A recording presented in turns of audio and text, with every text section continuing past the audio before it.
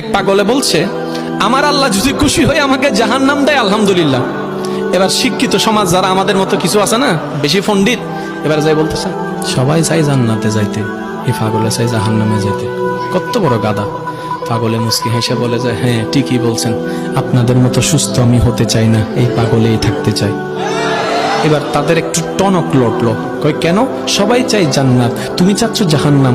বলে যে ভাইয়ারা, আপনারা মনে হয় আমার কথাটা খেয়াল করেন নাই, আমি বলেছি আমার রব যদি খুশি হয়ে, আমার রব যদি খুশি হয়ে আমাকে জাহান্নাম দেয় আমি সেটাও নিতে রাজি। বলে যে এখনো বুঝলাম না।